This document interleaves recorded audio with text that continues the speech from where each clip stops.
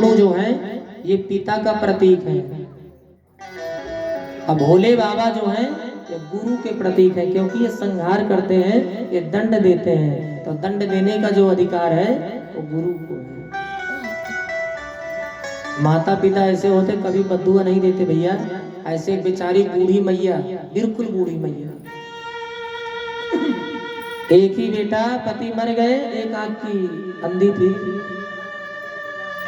बिल्कुल बूढ़ी मैया बेचारी दूसरे घर में झाड़ू पोछा करती, बर्तन धोती, और सोच ली कोई बात नहीं एक ही बेटा है, अब पढ़ा लिखा करके अपने बेटे को ऑफिसर बनाऊंगी। जो कुछ संपत्ति थी सब पढ़ाई में लिखाई में लगा दी, बोली कोई बात नहीं, जो गृहस्थी है ये बेच दे रहे हूँ, बेटे की पढ़ाई में लगा दे रहे हूँ, अब बेटा ऑफिसर बन जाएगा, खुद ही बना लेगा।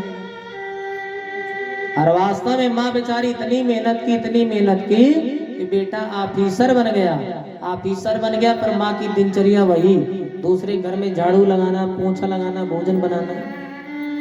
तब के समय में फोन तो होता नहीं था, अम्मा झाड़ू पोछा करके फिर रोड पर बैठ जाती कुर्सी लगा करके, कोई मेरे बेटे का संदेशा लेकर के आ रहा होगा, कोई संदेशा लेके आ रहा होगा। अब तो ऑफिसर बन गया ना, अब तो 1-1.5-2 महीने के बाद कोई संदेशा आता, और माँ सोची कोई बात नहीं, अब मेरा बेटा है ना जब ब्याह करेगा तो जरूर आएगा मेरे पास।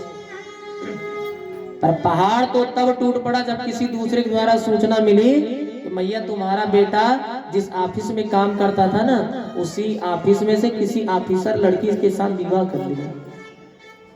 माँ बेचारी मरी नहीं, पर उसका सब कुछ हो गया, क्योंकि हर एक माँ की इच्छा होती है कि मेरा बेटा एक दिन दूल्हा बनेगा, मेरा बेटा दूल्हा बनेगा।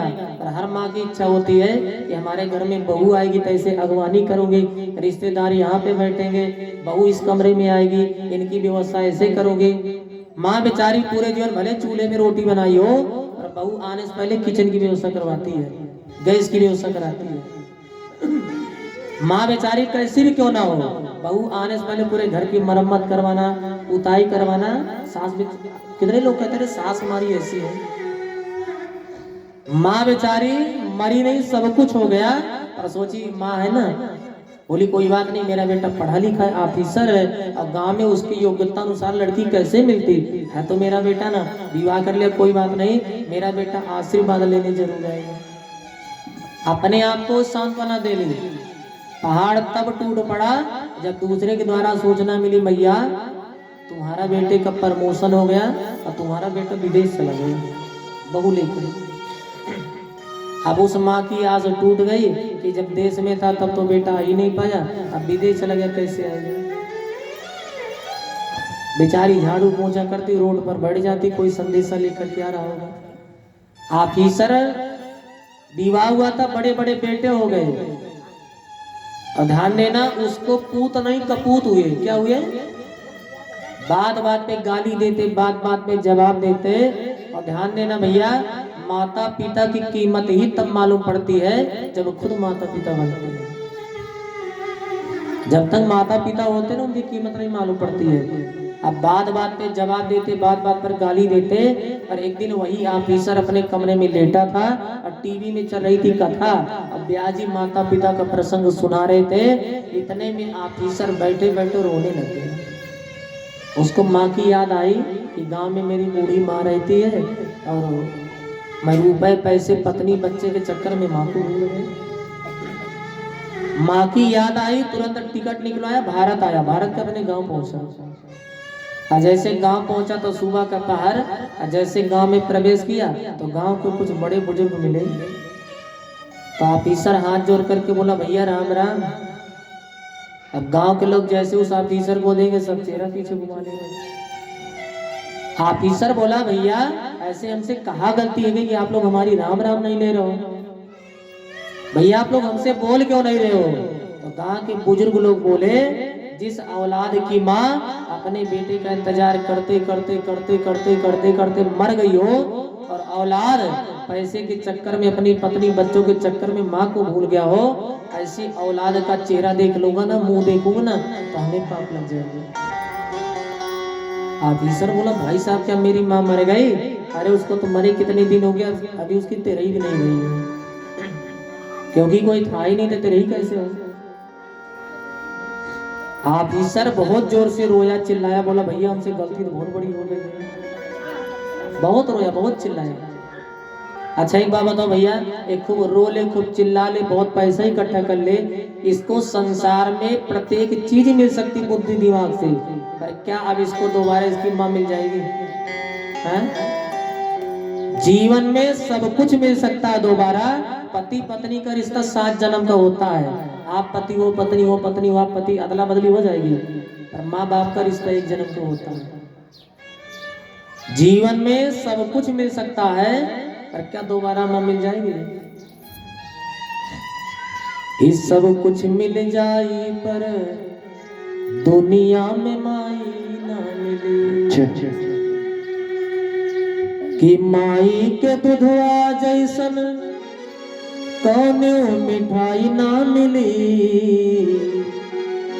वो सब कुछ मिल जाई पर दुनिया में माई ना मिली। जीवन में माँ बाप का रिश्ता 1 जन्म का होता, सब कुछ मिल सकते हैं पर दोबारा माँ नहीं मिलती। ऑफिसर को रोया, चिल्लाया और बोला भैया गलती बहुत बड़ी हमसे हो गई। और मेरी माँ की छोटी सी कुटिया तो होगी ना, जिसमें वो सुबह सुबह भोजन बना के हमें टिफिन लगाती थी, स्कूल भेजती थी। गांव के लोग बोले क्या उसमें आग लगाने जा रहा है? जीते जीतवाया नहीं, मरने के बाद अब आया है। भैया गलती हो गई। गांव के लोग कुटिया पर लेकर के गए, छोटी सी कुटिया, छोटा सा ताला लगा था गेट में, ताला तोड़े, ऑफिसर जैसे कुटिया में गया। अब बड़े बुजुर्गों की गूदड़ी होती ना, गूदड़ी जिसपे सोते हैं, ऑफिसर उसी खटिया के पास से रहने के पास बैठ गया। अब खूब जोर जोर से रोया, खूब जोर जोर से रोया, बहुत रोया। जैसे सिर रखा ना तो ऐसा लगा जैसे गुदड़ी में कोई कागज रखा हो। जैसे ऑफिसर उस गुदड़ी को उठाया तो उसमें एक कागज रखा था। ऑफिसर कागज को निकाला तो उसमें लिखा था बेटा मैं तुम्हारी माँ, बेटा मैं तुम्हारी माँ। बेटा बहुत इंतजार की, बहुत इंतजार की, तू आएगो, तू आएगो, और बेटा तू नहीं आया। पर कोई बात नहीं बेटा, ये मत सोचियो कि तेरी मैया तुमसे नाराज है, क्योंकि माँ बेटे से कभी नाराज हो ही नहीं सकती है। पर बेटा दुख इसी बात का है कि तू आता पर तू नहीं आया। बहू को लेकर के भी नहीं आया बेटा, इच्छा थी बहू देखूंगी, पर बेटा तू नहीं आया। पर कोई बात नहीं बेटा, तू जहाँ रहियो हर समय खुश रहियो, और जहाँ रहियो बेटा अपनी दाहिनी आंखन को हरदम ख्याल रखियो। क्योंकि बेटा बात ऐसी ना, जो मैं एक आंख से कानी हूं ना बेटा, जब तू छोटा सा था एक दिन गुल्ली डंडा खेल रहा था, और गुल्ली डंडा में तुम्हारी दाहिनी आंख चली गई थी, तो डॉक्टर के पास लेकर के गई तो डॉक्टर साहब बोले मैया तुम्हारी बेटे की दाहिनी आंख गई। हाँ यदि यह है कि कोई अपनी दाहिनी आंख देना चाहे तो हो सकता है बेटे की आंख वापस आ जाए। तो मैं डॉक्टर साहब के पास गई और बोली हे डॉक्टर साहब ऐसा करो आप मेरी दाहिनी आंख ले लो, मेरे बच्चे की आंख वापस कर दो। बेटा वो जो मैं एक आंख से कानी हूँ ना, तो बेटा जो दाहिनी आंख है ना बेटा मेरी आंख है। उसी दिन से समाज के लोग सब हमको कानी कानी करके बुलाते थे, पर हमें बहुत खुशी होती थी कि कम से कम हमारे बच्चे को तो कोई काना नहीं कहता ना, कम से कम हमारा बच्चा तो ठीक है।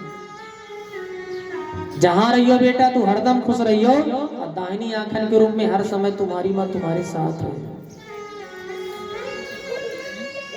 तू कितनी अच्छी है